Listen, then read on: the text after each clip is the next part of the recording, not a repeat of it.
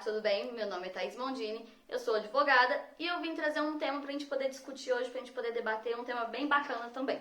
O tema de hoje é cidadania, faça um voto consciente.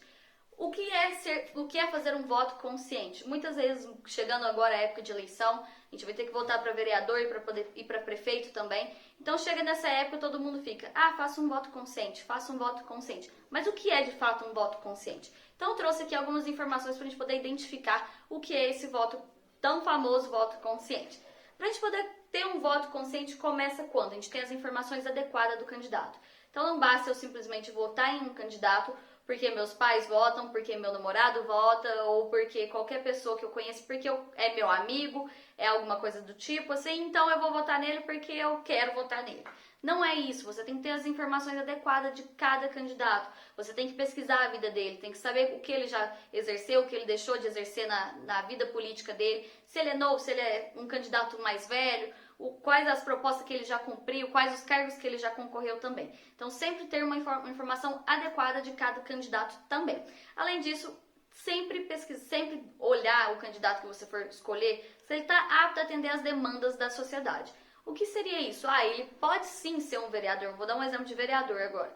O vereador, ele pode, se ele prometer para você, eu vou construir uma creche, eu vou construir um hospital, esquece, não vota nele porque não é da competência dele. Então, vocês têm que verificar também, às vezes ele está apto, se ele prometer isso, se candidata a ser prefeito, um governador, um presidente, porque ele não está apto a exercer o cargo dele. Então, seria interessante você pesquisar isso, verificar se ele está apto às demandas da sociedade em geral. Outro ponto que eu gosto de frisar também é o voto desapegado. O que seria esse voto desapegado? Eu tirar o voto da minha individualidade, porque cada um tem o direito de exercer seu voto sozinho na urna ali, individual, sem ninguém ver quem é seu voto. É um voto que ninguém tá ali para poder te cobrar o candidato também. Então você faz o voto individual. Então eu tiro essa individualidade do meu voto e penso na coletividade. Esse é o voto desapegado, que eu gosto muito de frisar isso, porque eu vou deixar de pensar em mim, de pensar nos meus interesses e pensar no coletivo, na coletividade em geral. Eu trouxe aqui alguns cargos, os principais cargos que são eleitos através de votos, tanto do executivo quanto do legislativo também, mas eu trouxe os principais cargos, que é o deputado estadual, deputado federal, governador, prefeito, presidente, vereador, senador, todos esses são eleitos através do voto do povão mesmo, que a gente costuma dizer, o povão vai votar. Então, todos esses cargos são eleitos assim. Existem outros cargos também que são eleitos através de voto da população, mas não são tão divulgados. Um exemplo é o conselheiro tutelar. Você pode votar, você como cidadão pode votar também, mas nem toda a sociedade fica sabendo e nem sempre vai votar nas épocas de eleições. Então, mas eu trouxe os principais cargos hoje. Eu vou falar mais sobre o vereador, que está mais assim, a gente vai votar agora, que todo mundo fica mais na dúvida, como é que funciona, quantos vereadores são, quantos não são, quantas cadeiras tem, como que é o efeito tiririca, que eu vou explicar para vocês mais pra frente também, mas eu vou falar mais sobre o vereador hoje, tá? Então eu trouxe o principal ponto para você fazer um voto consciente. Conheça os candidatos e os partidos que eles estão ligados, que eles estão, se tem coligações também entre esses partidos, o que é uma coligação também, vocês têm que pesquisar isso, que é muito importante, que a coligação são quando os partidos pequenos se juntam para poder conseguir um voto, conseguir mais cadeira lá na Câmara também, tá? Isso é por cima, depois vocês fazem essa pesquisinha aí, tá? Então todo candidato, sempre que você conhecer o candidato do partido, conheça o plano de governo dele. Todo candidato, quando vai se eleger, eles são obrigados a mostrar o plano de governo. O que eles vão fazer, o que eles vão deixar de fazer, qual é a intenção deles com o mandato deles quando eles estiver cumprindo esse mandato. Então, todos têm esse plano de governo. Então, verifica, conheça esse plano de governo deles, tá? Todo candidato tem. Então, por isso que foi o que eu disse antes. Sempre verificar a função do cargo, qual o cargo que ele exerce, por que ele exerce esse cargo e qual é a função desse cargo. Porque se ele no plano de governo, foi isso que eu disse antes, tá te prometendo uma coisa que não é da função dele, você tem que verificar já no plano de governo, não depois que você vota, tá?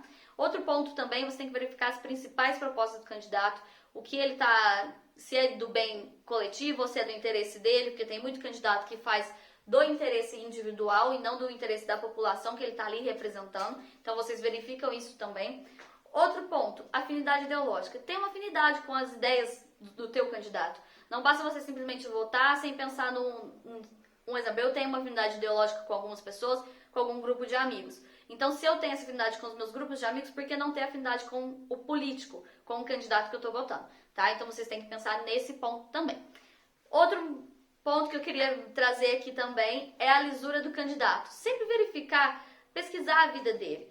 Tem o site do TRE que você consegue identificar todas as informações, tudo que o candidato já fez, se ele não fez, se ele tem ficha limpa, se ele não tem. Então, tudo isso você consegue pesquisar no período das eleições ou até mesmo antes das eleições você consegue buscar também. Quanto o candidato tá levando para poder fazer a candidatura dele, as eleições, a propaganda, quanto que ele está gastando com isso. Então, tudo isso tem também. Principal ponto, conheça a regra do jogo. Como funcionam as eleições. É o principal. Se você não conhece a regra do jogo, como é que você vai jogar? Como é que você vai votar? Então, conheça essa regra do jogo. Principalmente, financiamento de campanhas. Você tem que verificar quanto o candidato está colocando de dinheiro para poder financiar. Não são todos os candidatos que recebem, todos os partidos que recebem um bom financiamento. Os partidos que têm bom financiamento conseguem, hoje em dia, a lei mudou, mas antigamente as pessoas conseguiam mais tempo na TV, conseguiam mais tempo na rádio, conseguiam mais tempo carro de som vazando, porque tinha financiamento e patrocínio também de outras empresas. Então você sempre vai verificar também o quociente eleitoral. O que é esse quociente eleitoral? Eu vou explicar no sentido do vereador, porque ele é eleito através de um sistema que você tem o quociente eleitoral. Então vamos supor que um exemplo, você tem um 1000 votos, eu vou explicar mais pra frente para vocês entenderem, porque eu vou trazer os exemplos certinho também, tá? É crime, gente, não venda seu voto, porque é crime. O crime está exposto lá no Código Eleitoral, que é o artigo 299, que eu vou ler aqui as ações que você pode cometer. Dar, oferecer, prometer, solicitar ou receber para si ou para outrem dinheiro, dádiva ou qualquer outra vantagem para obter ou dar voto e para conseguir ou prometer abstenção, ainda que a oferta não seja aceita. Então, isso é corrupção, você não pode aceitar, é compra de voto. Tem aplicativos que você faz a denúncia anônima também, você consegue denunciar essas compras de voto. Em cidades pequenas é bem comum acontecer de tentar comprar um voto, às vezes com um churrasco, às vezes com uma porta, com a pintura de um muro, então é bem comum isso acontecer e tomar bastante cuidado disso também, tá? Outro ponto, voto consciente na prática. Como são eleitos os deputados e os vereadores, vocês sabem? É agora que eu vou explicar sobre o quociente eleitoral. É através do sistema proporcional, porque o prefeito, o presidente não é eleito sobre esse sistema. Agora o vereador, os senadores são eleitos através e os deputados, na verdade, são eleitos através do sistema proporcional. Então, como funciona? Vamos supor que a gente tem 11 mil votos de uma cidade pequena, 10 mil votos foi válidos e 1000 votos foi nulo e branco. Desses 10 mil votos, a cidade tem 10 cadeiras. Então, vamos dividir 1000 votos, 10 mil votos por 10 cadeiras, vai dar 1000 votos cada partido tem que ter para poder se eleger, para poder conseguir uma cadeira na Câmara. Então, ou seja, vamos supor que tem 5 partidos, cada partido conseguiu, vamos supor que conseguiu as 9, sobrou uma cadeira, para poder facilitar o entendimento. Sobrou uma cadeira, peraí, como é que vai fazer agora? É aí que vem a soma. Como vocês vão fazer? Você vai somar o voto válido, junto com o voto válido por cadeira, junto com os votos já obtidos, mais o voto da cadeira restante, que aí você vai conseguir tirar o quociente eleitoral. Explicando assim fica mais complicado, mas depois, se quiser, eu deixo para vocês um esqueminha de como funciona esses votos, de como funciona a cadeira. Por isso que eu falo que tem o sistema do Tiririca, o que é o efeito Tiririca. Quando o Tiririca foi eleito, se eu não estou errando, foi 4 ou 5 candidatos que ele conseguiu levar com ele. Ou seja, ele teve a maior porcentagem do voto no partido dele, só que como o partido dele teve muito voto, com o quociente eleitoral, ele conseguiu puxar mais 4 candidatos. Então, por isso que às vezes muitos partidos que não tem coligação, ele não consegue ter muitas cadeiras lá na Câmara. Por isso que eles fazem eles juntam esses partidos, fazem essas coligações para poder conseguir mais votos e mais cadeiras lá, tá? Então é através desses votos que eles são eleitos, do sistema proporcional que é eleito o vereador. Por isso que é importante você saber agora quem vai votar no vereador e no partido que ele tá, porque às vezes pode ser que você vote nele, que ele tenha bastante voto, mas ele não, pelo partido dele ele não consegue entrar, tá? Outro ponto também que eu quero trazer, que eu quero perguntar para vocês, na verdade, vocês são corruptos? Você já exerceu alguma corrupção do dia a dia? O que seriam essas corrupções do dia a dia? Que você fala e pensa, ah, mas todo político é corrupto. Mas e você? Você já parou pra pensar se você é corrupto? Você já parou pra pensar que você não deu uma nota fiscal, você não declarou um imposto de renda, que você furou uma fila, pegou um troco errado e não quis devolver? Então tudo isso são corrupções do dia a dia. É muito fácil a gente criticar um político que tá lá na frente, sendo que a gente, quando pega um troco errado, não quer devolver. Entendeu? Porque quando a gente pega um troco errado, vamos supor que seja de 5, 10 reais. E o político que pega 10 mil, 30 mil, 100 mil reais e não devolve. Ele fala, ah, é um troquinho aqui que ninguém vai perceber. Então é aí que começa a nossa corrupção. A gente tem que primeiro se autocriticar para depois criticar os outros, né? Para não sair falando bobeira também. Eu queria também falar sobre um experimento que é bem bacana também, que foi um experimento que foi realizado lá nos Estados Unidos, é um documentário ainda, não tem em português no Brasil ainda, mas é um documentário bem bacana, que chama The Truth About Lies, Dishonesty, The Truth About Lies.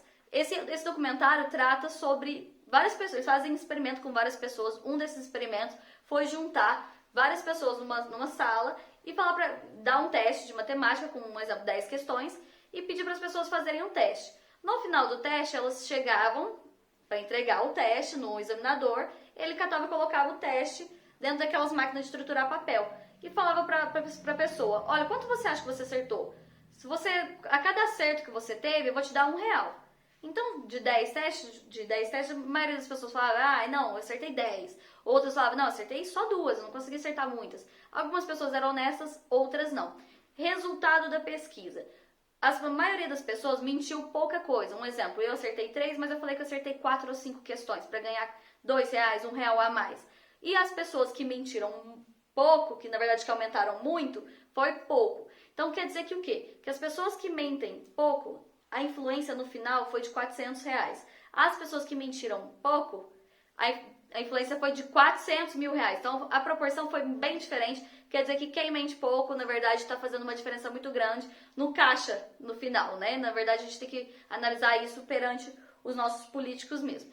Eu queria trazer aqui, gente, alguns casos polêmicos sobre projetos de lei de prefeitura, de alguns vereadores, às vezes até de governador, de alguns projetos de lei, que é muito engraçado. O primeiro caso polêmico que eu queria trazer é o Corno Nunca Mais. Foi um projeto de lei que um candidato, ele é deputado federal, e ele levou esse projeto para a Câmara dos Deputados. Qual que era o projeto da lei? Por que corno nunca mais? Queria que o quê? O corno, como se diz, quem nunca foi corno na vida ou quem nunca ficou sabendo que foi corno, né? A proposta dele era que quando você descobrisse que você era o cônjuge traído, você poderia pedir uma indenização para outra pessoa, para o cônjuge que traiu. Então isso é completamente desatualizado, não existe você receber uma pensão porque foi traído, não existe isso, tá, gente? Isso já desatualizou e ele fez esse projeto, graças a Deus o projeto de lei foi arquivado em 2019, o ano passado. Outro projeto também eu chamo de Fuscão Preto, daquela música famosa. Quem não conhece um Fusca, quem não sabe o que é um Fusca? Então teve um deputado e um vereador, tanto deputado estadual quanto vereador da cidade de Juiz de Fora, que ele fez a proposta de comemorar o Dia Nacional e Estadual do Fusca. E esse projeto realmente existe, são casos assim polêmicos, que não seria função de vereador ou de um deputado, mas eles levaram essa proposta e foi aceito. Tanto é que hoje em dia a gente comemora o Dia Nacional e Estadual do Fusca também. Outro caso muito engraçado, que é a Alemanha para sempre em nossas memórias. Quem nunca vai... Gente, na verdade a gente nunca vai esquecer aquele famoso 7-1 da Copa, que foi traumatizante, todo mundo ficou louco com aquele 7-1. Então, um vereador com uma ideia maravilhosa, ele quis trazer a proposta para a gente sempre lembrar o dia do 7-1, que foi uma grande tragédia. Não é para comemorar, não. Que é para a gente poder refletir sobre a grande tragédia que foi esse dia do futebol do Brasil. Então, era para a gente poder, um dia para a gente ficar triste a respeito do futebol. Bom, então foi esse o caso da Alemanha em nossas memórias para sempre. Felizmente, na verdade, ele não conseguiu esse projeto, ele desistiu do projeto de lei e foi arquivado o projeto. Gente, é isso que eu queria dizer para vocês. Fiquem aí façam um voto consciente, fica uma reflexão para vocês poderem fazer, pensarem um pouco melhor a respeito do voto de vocês.